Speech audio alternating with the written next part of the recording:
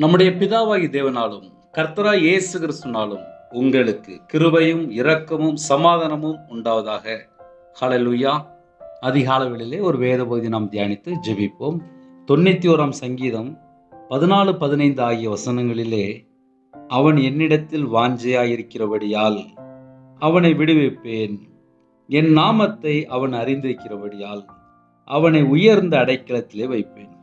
அவன் என்னை நோக்கி கூப்பிடுவான், நான் அவனுக்கு மறு உத்தரவு அருளிச் செய்வேன். ஆபத்தில் நானே அவனோடு இருந்து அவனை தப்புவித்து அவனை கனப்படுத்துவேன். ஹல்லேலூயா.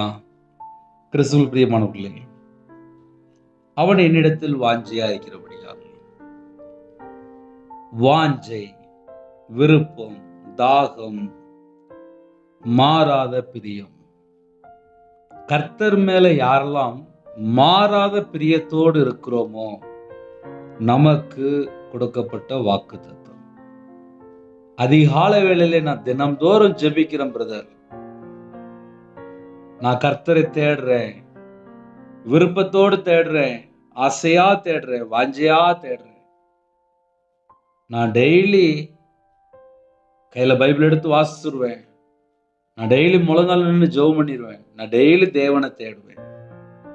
அவன் என்னிடத்தில் வாஞ்சையா இருக்கிறபடியால். தேவன் இருதயத்தை பார்ப்பார். மனுஷன் முகத்தை பார்ப்பான். ஏன் ஒரு மாதிரி டல்லா இருக்கிறீங்க? ஏன் கொஞ்சம் சோர்ந்து போயிட்டீங்க? என்னாச்சு? முடியலையா? என்ன பண்ணுது?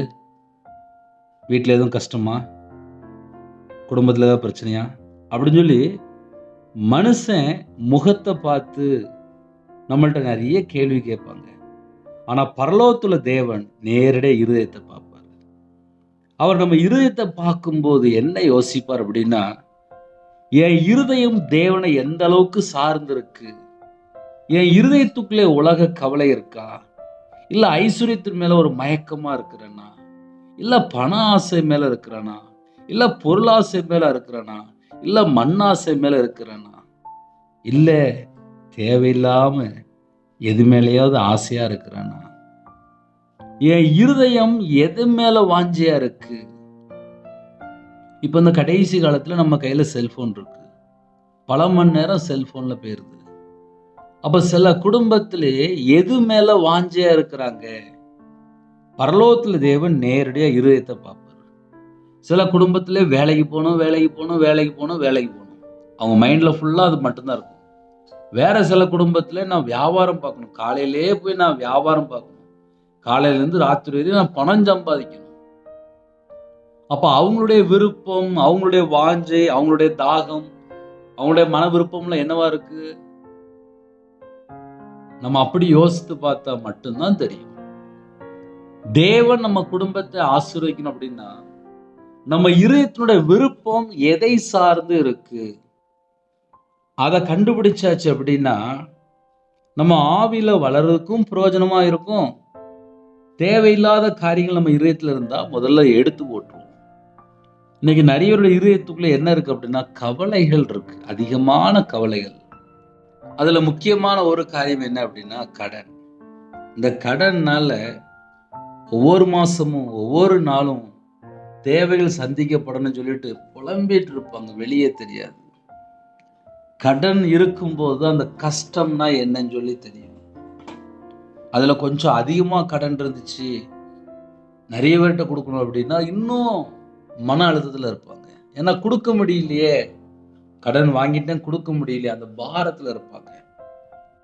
தேவன் எதை பார்க்கிறாரு அப்படின்னா இருதயத்தை பார்ப்பாரு. காலையில தூங்கி எழுந்திரிச்சோடனே முழங்கால் போட்டு ஜெபம் பண்ண போறோம்.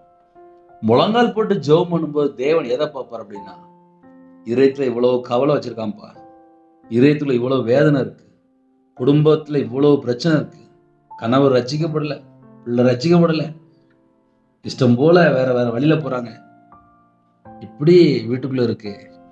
இதெல்லாம் நம்ம இதயத்துல இருக்குல்ல, சில இதயத்துக்குள்ள இதெல்லாம் யோசிச்சுட்டு இருப்பாங்க. இதெல்லாம் தேவன் பார்ப்பார். இவ்வளவு பிரச்சனை தாண்டி முதலாவது தேவனோட ராஜ்யத்தை தேடும் போது, அவருடைய நீதியை தேடும் போது, அவருடைய சமூகத்துல இருக்கும் போது நம்ம இருதயத்துல என்ன கவலை வேதனை இருக்கோ அது எல்லாவற்றையும் நீக்கி பரிபூர்ணமாக ஆசீர்வதிப்பார். முதல்ல இருதயத்துல சமாதானத்தை தந்துடுவார். ஜெபிக்கிற பிள்ளைகளுக்கு கண்டிப்பா சமாதானம் உண்டு. ஜெபிக்கிற பிள்ளைகளோட வாழ்க்கையில விடுதலை உண்டு. ஜெபிக்கிற பிள்ளைகளோட வாழ்க்கையில ஆசீர்வாதம் உண்டு. ஜெபிக்கிற வாழ்க்கையில நோய் நீங்கி போகும், தீர்காயுசும் உண்டு. ஒரு முழு பைபிள் ஃபுல்லா வாசித்து பார்த்ததில்ல, யாரெல்லாம் தேவனை தேடுறாங்களோ அவங்களோட வாழ்க்கை வெளிச்சமா இருக்கு. அவங்க மற்றவங்களுக்கு ஒரு முன்மாதிரியா இருப்பாங்க. யாரெல்லாம் தேவனை தேடுறாங்களோ அவங்களோட சந்ததி ஆசீர்வதிக்கப்படுகிறது. தேவனிடத்திலிருந்து இரக்கங்களை பெற்றுக்கொள்றாங்க. தேவனுடைய சமூகத்துல காத்திருந்து ஜெபிக்கும் போது பரிசுத்த ஆவியினால் நிரப்பப்படுறாங்க. தேவனுடைய சமூகத்துல காத்திருக்கும் போது அவங்களுடைய குணங்கள் மாறுது. அவங்களுடைய வாழ்க்கையில எல்லாமே டோட்டலா மாறுது. இதெல்லாம் நான் பைபிள் வாசித்து என் வாழ்க்கையில கர்த்தர் எனக்கு அநேக நன்மைகளை செய்திருக்கிறார். அந்த நன்மைகள் சொல்லணும் அப்படின்னா என்னோட வாழ்நாள் முழுவதும் எனக்கு பத்தாது. அந்த அளவுக்கு தேவன் நன்மை செய்யறாரு. அவருடைய நன்மையை நம்ம கொஞ்சம் உட்கார்ந்து யோசித்து பார்த்தாலே போதும். நம்ம இன்னைக்கு உயிரோட இருக்கிறோம் அப்படின்னா தேவனுடைய கிருபை. அவர் நமக்கு ஜீவனை தராரு, அவருடைய வல்லமையினால் நிரப்புறாரு, அவர் நம்மளை உயிர்ப்பிக்கிறாரு, கிருபையினால் நிரப்புறாரு, அவருடைய கரம் தொட்டு நம்மளை ஆசீர்வதிக்கிறார். அப்ப நம்ம இருதயத்துக்குள்ள என்னெல்லாம் இருக்குன்னு சொல்லி தேவன் பார்ப்பார். அவன் என்னிடத்தில் வாஞ்சையா இருக்கிறபடியால் அந்த வாஞ்சை எது மேல இருக்கு அதைத்தான் தேவன் பார்ப்பார்.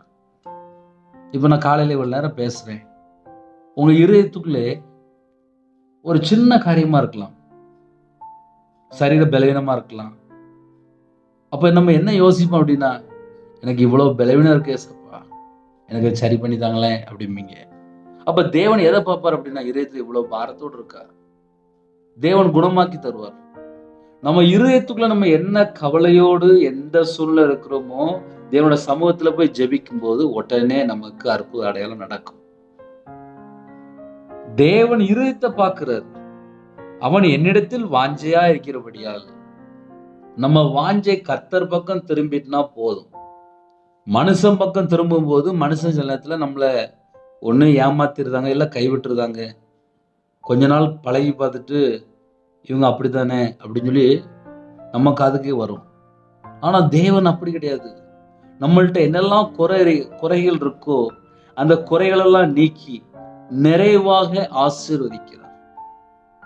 அவர் வந்துட்டாலே நம்ம வாழ்க்கை நிறைவா மாறிடும். இயேசு கிறிஸ்து வந்த வீட்டுக்குள்ளே நிறைவான ஒரு ஆசீர்வாதம். பைபிள் அழகா எழுதப்பட்டிருக்கு, சம்பூர்ணமான ஆசீர்வாதம், பரிபூர்ணமான ஆசீர்வாதம். கானா ஒரு கல்யாணத்திலே இயேசு கிறிஸ்து வந்த உடனே எல்லாம் நிரப்பப்படுது. நம்ம வாழ்க்கையில இயேசு கிறிஸ்து வந்தாச்சு அப்படின்னாலே எல்லாமே நிரப்பப்படும். ஹல்லேலூயா.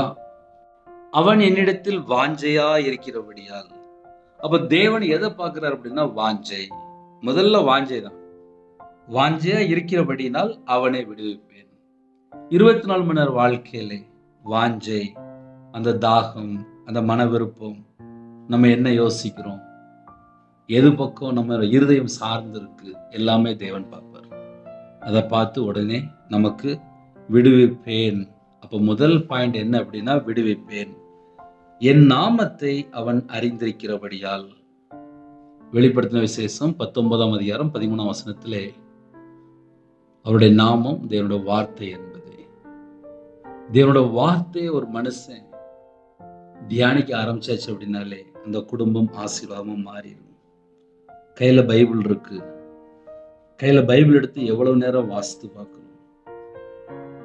கையில பைபிள் எடுத்து வாசிக்கும் போதுதான் நம்ம இருதயம் எதை சார்ந்திருக்கு கண்டுபிடிக்க முடியும். கர்த்தரை விட்டு தள்ளி போயிருக்கா, ஏதோ ஒரு காரியத்துல அடிமையா இருக்கா, இது எல்லாமே நம்ம கையில பைபிள் எடுத்து வாசிக்கும் போது ஆவியானவர் நமக்கு கற்றுத் தருவார். நம்ம எந்த இடத்துல இன்னும் கர்த்தருக்குள்ள வரணும், எந்த இடத்துல கர்த்தரை விட்டு தள்ளி போயிருக்கிறோம், எல்லாமே ஆவியானவர் உணர்த்துவார். அவர் பேரே சத்திய ஆவியானவர்.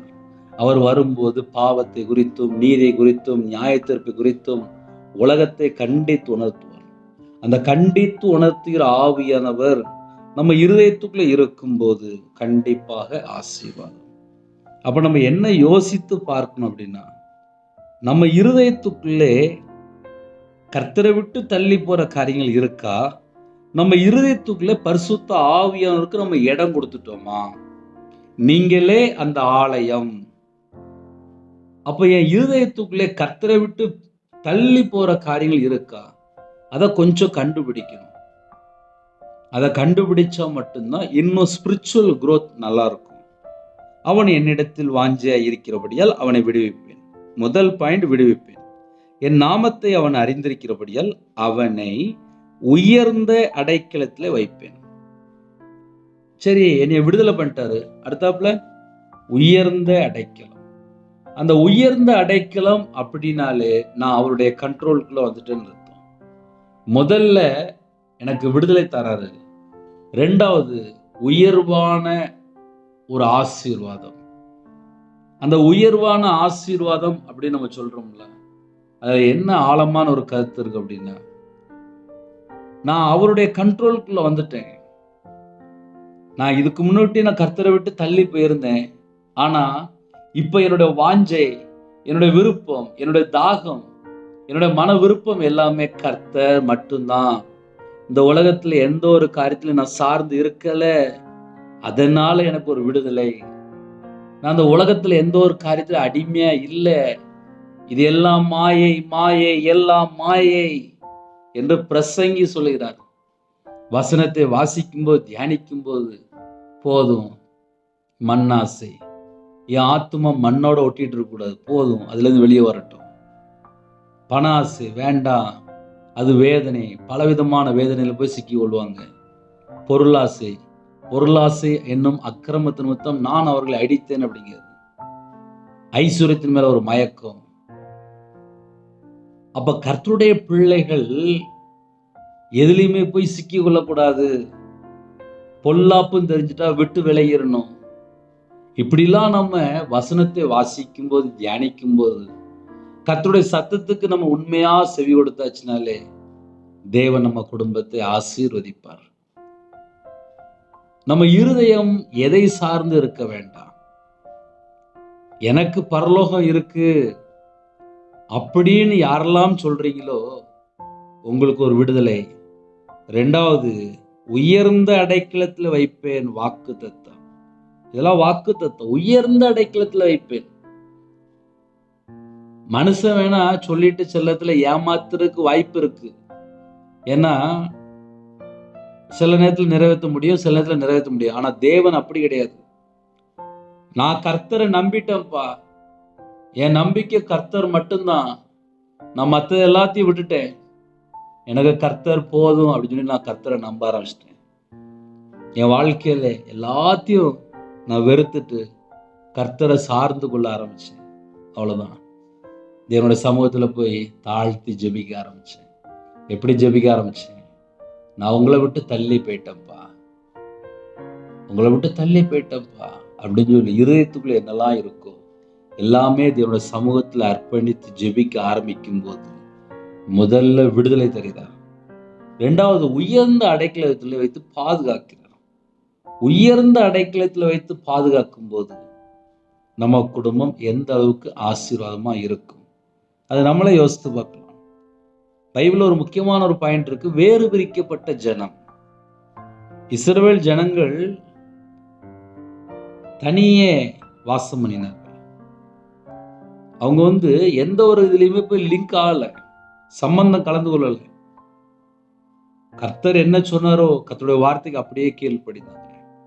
அப்படி இருக்கும்போது ஆசீர்வாதம். ஜனங்களோடு போய் கலந்து கொண்டு கர்த்தரை விட்டு தள்ளி போகும்போது அவங்களோட வாழ்க்கையிலே பலவிதமான பிரச்சனைகளை போய் சிக்கி கொள்றாங்க. அப்ப கர்த்தருடைய ஜனம் என்ன செய்யணும் அப்படின்னா, நம்ம கர்த்தரை சார்ந்து போயிட்டு இருக்கிறோமா, இல்ல வேற ஏதாவது தேவையில்லாம அடிமையில இருக்கிறோமா, அதை கொஞ்சம் கண்டுபிடிக்கணும். ஏன்னா ஒரு பெரிய சப்ஜெக்ட். சத்துரு எங்கேயாவது விதைச்சு வச்சிருப்பான். இஷ்டம் போல வாழ்றதுக்கு பல ஐடியா இருக்கு.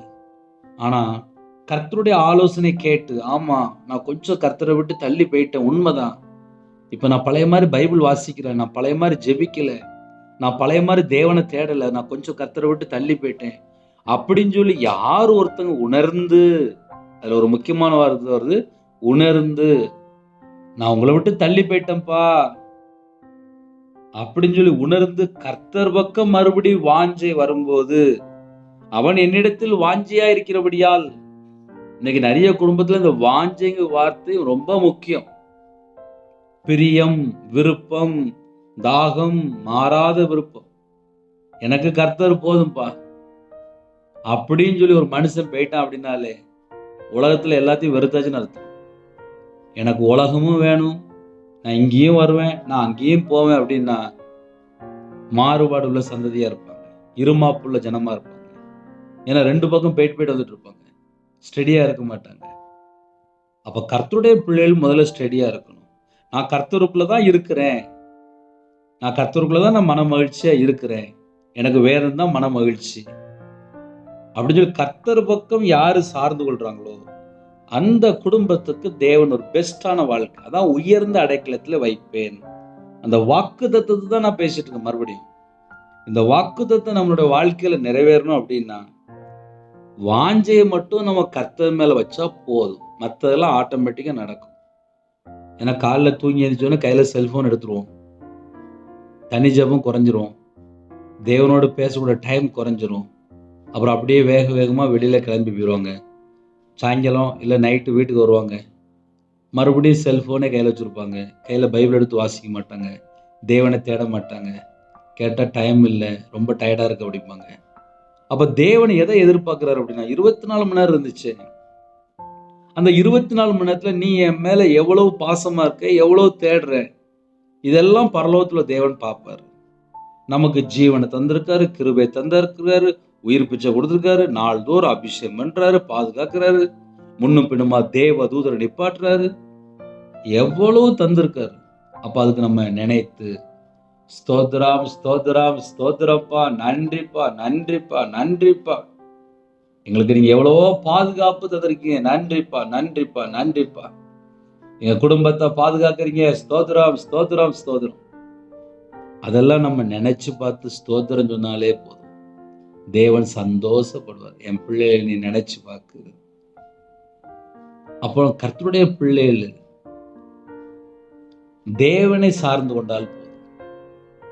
உலகத்து பக்கம் போய் திரும்பி என்னை அவங்க ஏமாத்திட்டாங்க அப்படின்னு சொல்ற வார்த்தையை விட்டுட்டு, இல்லை இப்போ நான் எந்த ஒரு யாரையுமே நான் சார்ந்து இல்லை, நான் இப்போ கர்த்தரை மட்டுமே நம்பி வாழ்ந்துட்டு இருக்கேன், என்னோட நம்பிக்கை ஃபுல்லாகவே கர்த்தரா இயேசு கிறிஸ்து, என்னுடைய வாஞ்சை பரலோகம், நான் பரலோகத்துக்கு போகணும், அந்த எண்ணங்கள் நமக்குள்ள வந்தாச்சுனாலே டோட்டலா லைஃப் ஃபுல்லாவே மாறிடும்.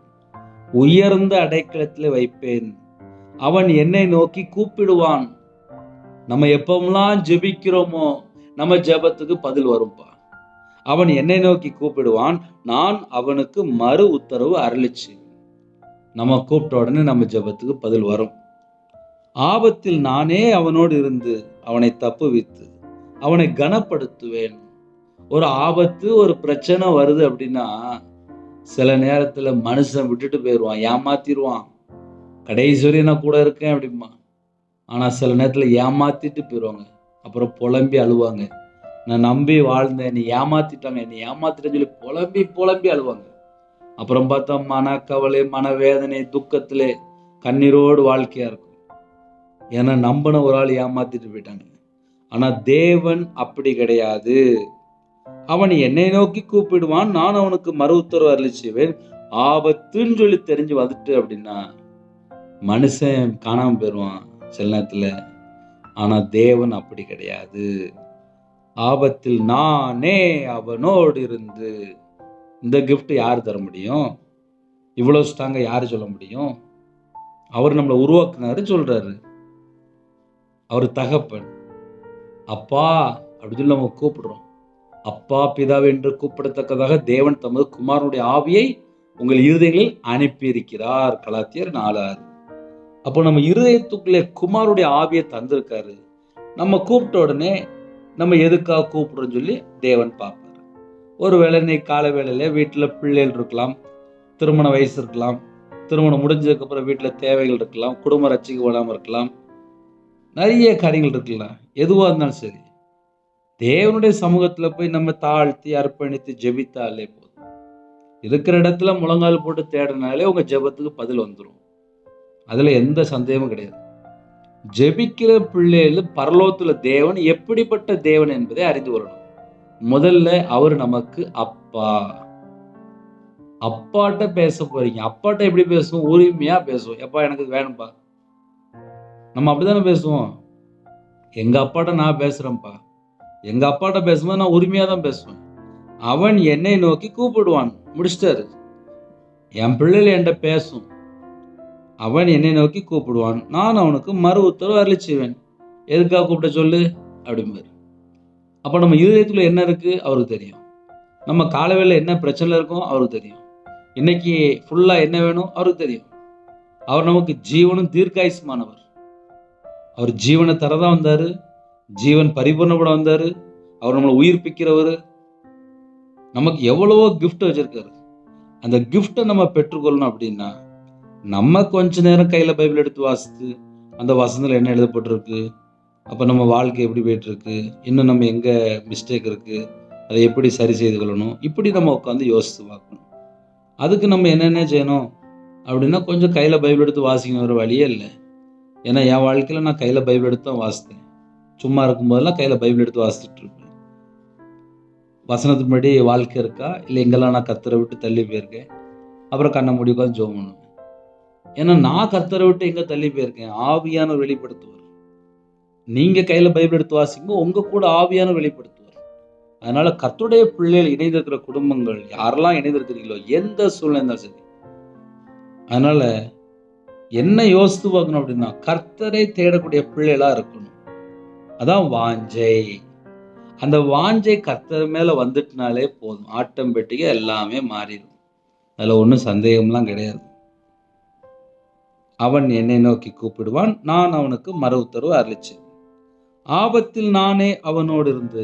ஆபத்து பிரச்சனை அப்படின்னா தேவன் கூட இருப்பார். அந்த வார்த்தைலாம் ரொம்ப எஃபெக்டான வார்த்தை. தேவன் பரலோகத்துல தேவன் நம்ம கூட இருப்பார். எவ்வளவு கிஃப்ட் தெரியுமா? ஆபத்தில் நானே அவனோடு இருந்து அவனை தப்புவித்து அவனை கனப்படுத்துவேன். கர்த்தர் என் கூட இருக்கும்போது எவ்வளவு கிஃப்ட் தெரியுமா? நான் அனுபவிச்சிருக்கேன்ப்பா. பல சூழ்நிலையில தேவன் என் கூட இருந்ததுனாலதான் இன்னைக்கு காலையில நான் உங்ககிட்ட உயிரோட பேசுறேன். நான் உயிரோட இருக்கிறதுனாலே தேவனுடைய கிருபை. அவன் என்னை நோக்கி கூப்பிடுவான், நான் அவனுக்கு மறு உத்தரவு அருளி செய்வேன். ஆபத்தில் நானே அவனோடு இருந்து அவனை தப்பு வைத்து அந்த பிரச்சனையிலிருந்து வெளியில கொண்டு வந்து அவனை கனப்படுத்துவேன். ஹல்லேலூயா. அதனால காலவேளையிலே இந்த வசனத்தை நம்ம தியானிக்கும் போது கர்த்தருடைய பிள்ளைகள் முதல்ல சந்தோஷப்படுங்க. தேவன் எங்களை இப்படிலாம் பாதுகாக்கிறாரு. கர்த்தருடைய கிருபையினால் ஆன்லைன் மூலியமாக உங்க வீட்டுக்குள்ள இருக்கிற இடத்துல இந்த செய்தி வருது. அதுக்காக தேவனுக்கு நன்றி சொல்லுங்க. முடிஞ்சா எனக்காக கொஞ்சம் ஜெபம் பண்ணிக்கோங்க, போதும். அதனால காலவேளையில் இணைந்துகிற குடும்பங்கள் கர்த்தருடைய கரத்தில் இருந்தால் ஆசீர்வாதம், கர்த்தரை தேடினால் ஆசீர்வாதம். அதான் வாஞ்சை. ஹல்லேலூயா. ஒரு சின்ன ஜெபம் பண்ணி முடிப்போமா? இருக்கிற இடத்துல அப்படியே கண்களை மூடி நாம் ஜெபம் செய்வோம். கிருபை மகிமை அந்த பரிசுத்தமுள்ள நல்ல பிதாவே, நன்றியோடு துதிக்கிற சொல்லிடும்பா. புதிய நாளுக்கான கிருபைக்காக 1000 மடங்கு நமக்கு நன்றி செலுத்திடும்பா. இந்த வசனத்தை தியானிக்கிற கர்த்தர் கொடுத்த கிருபைக்காக ஸ்தோத்திரம். மறைபொருளை வெளிப்படுத்துகிற பரிசுத்த ஆவியானவரே, நன்றியோடு துதிக்கிற சொல்லிடும்பா. எங்களுக்காக ஜீவனை தந்த ஜீவாதிபதியானவரே, நன்றியோடு துதிக்கிற சொல்லிடும்பா.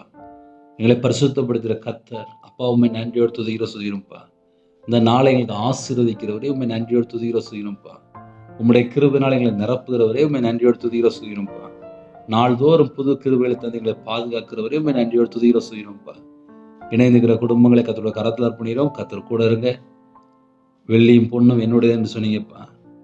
யாரெல்லாம் இணைந்திருக்கிறாங்களோ அவங்களோட மன விருப்பத்தை கர்த்தர் நிறைவேற்றித்தாங்க. சம்பூர்ணமாக ஆசீர்வதிங்க, பரிபூர்ணமாக ஆசீர்வதிங்க. நன்மைகளை பெற்றுக்கொள்ள வாசல் திறந்து விடுங்க. கர்த்தர் கறந்து விட்டு ஆசீர்வதிங்க. சிரசு மேல் ஆசீர்வதிங்க, கையிற்கிறதில் ஆசீர்வதிங்க, அப்பத்தின் தண்ணீர் ஆசுரைங்க, சந்ததியை ஆசுரைங்க, வம்சத்தை ஆசுரைங்க, 1000 தலைமுறைக்கு ஆசீர்வதிங்க. திருமண நாள், பிறந்த நாள் யாரெல்லாம் கொண்டாடுறாங்களோ அவங்களுடைய சந்ததி ஆசீர்வதிக்கப்படணும், குடும்பங்கள் ஆசீர்வதிக்கப்படணும், பழுகி பெருக கத்த கிருபை செய்யுங்க. வெளியில் புறப்படுறாங்க, முன்னும் பின்னுமா தேவ தூதர் நிப்பாட்டுங்க. எந்தெந்த இடத்துல டிராவலில் இருக்காங்களோ கத்தருடைய கரம் கூட இருக்கட்டும்ப்பா. வேற வேற இடத்துல ஜெபிக்கிறாங்கப்பா, எல்லாரையும் உங்களுடைய பாதத்தில் அர்ப்பணிக்கிறோம். அவங்க இருக்கிற இடத்துல சகல விதமான பாதுகாப்பு தாங்க. திருமணத்துக்கு ஆயத்தமாக இருக்காங்க, கத்தர் வாசல் திறந்து விடுங்க. கற்பத்தினியா ஜெபிக்கிறாங்கப்பா, கத்தர் மனமரங்க. சரீரத்தில் பலவீனத்தோட ஜெபிக்கிற குடும்பங்களை கத்தர் தொட்டு சுகமாக்கித்தாங்க. குடும்பங்கள் ரட்சிக்கப்படணும். எங்கள் தேசத்தில் உள்ள பரிசுத்தவான்களுக்காக ஸ்தோத்திரம்ப்பா. முழு நேரம் ஊழியம் பண்ணுறாங்கப்பா, அவங்களுக்காக ஸ்தோத்திரம்ப்பா. யாரெல்லாம் இணைந்திருக்காங்களோ அவங்களுடைய குடும்பங்கள் ரட்சிக்கப்படணும், குடும்பங்கள் பாதுகாக்கப்படணும், தேவ சமாதானத்தை பெற்றுக்கொள்ளணும். கையின் கிரியில் ஆசீர்வதிச்சு பரிபூர்ணமாக அப்பா சந்ததி ஆசீர்வதிங்கப்பா. தேவைகள் எல்லாவற்றையும் சந்திங்க. கடன் உபத்திரத்தை மாற்றித்தாங்கப்பா. உங்களுடைய பாதவில் அர்ப்பணிக்கிறோம். தேவனர்களே இப்போ மினிஸ்டரில் கத்தரை ஆசீர்வதித்தாங்கப்பா. யாரெல்லாம் தினம்தோறும் ஜெபிக்கிறாங்களோ உங்களுடைய தேவைகள் எல்லாவற்றையும் கத்தை சந்தித்து மன விருப்பத்தை நிறைவேற்றித்தாங்க. அப்பிரயோஜனமான ஊழியக்காரன்ப்பா, பரிசுத்தவெல்லாம் நிரப்புங்க, அக்னி அபிஷேகம் நிரப்புங்க, புதிய எண்ணெயால் அபிஷேகம் பண்ணு, காண்டாமிருத்தத்தை விளத்தாங்க ராஜா. கழுகுகளை போல செட்டிலை விரித்து எழும்பக்கத்தை கிருபை செய்யுங்க. ஜெபாபிஷேகம் தாங்கப்பா. பிதா குமாரன் பரிசுத்த நாமத்தில் முத்திரை போட்டு கத்தர் வேலடைங்க. இயேசு கிறிஸ்து ரத்தம் சகல பாவங்களை நீக்கி சுத்திகரிக்கும். உம்முடைய கரத்தில் அர்ப்பணிக்கிறோம்ப்பா. குறைகள் குற்றங்கள் எதுவாக இருந்தாலும் கத்தர் மன்னித்து பரிசுத்தப்படுத்தி நிறைவாக ஆசீர்வதிங்க. உம்முடைய கிருபையினால் நிரப்பி ஆசீர்வதிங்க. உம்முடைய வல்லமையினால் நிரப்பி ஆசீர்வதிங்க. உம்முடைய பிரசன்னத்தினால மூடுங்கப்பா. கத்தருடைய கரம் பிள்ளைகளோட கொடுக்கட்டும். அப்பிரயோஜனமான ஊழியக்காரன்ப்பா, இந்த நாளை எங்களுக்கு ஆசீர்வதித்தாங்க. துதிகான மகிமையெல்லாம் கர்த்தரா இயேசு கிறிஸ்து ராஜா ஒருவருக்கே செலுத்துகிறோம். இயேசு கிறிஸ்து பிதாவே ஆமென். தேவனுக்கு மகிமை உண்டாதாக. கர்த்தர் தாமே உங்களையும் உங்கள் குடும்பத்தையும் சகல காரியத்தையும் சம்பூர்ணமாக திருப்தியாக கர்த்தர் கொடுத்து ஆசீர்வதிப்பாராக. ஆமென். கர்த்தரா இயேசுவின் கிருபையும் பிதாவாகிய அன்பும் பரிசுத்தனுடைய ஐக்கியம் இப்பொழுதும் எப்பொழுது சதா காலங்களிலும் நம்மளோடு கொடுப்பதாக. ஆமென். கிறிஸ்துவின் பிரியமானவர்களே, எனக்கா ஜெபித்து கொள்ளுங்கள். 9360064181 என்ற நம்பர் தொடர்பு கொண்டால் உங்களுக்காக ஜெபிப்போம். தொடர்ந்து இணைந்திருங்கள். God bless you.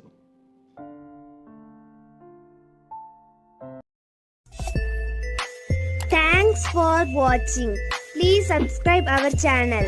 Click the like and share. Click the bell. God bless you.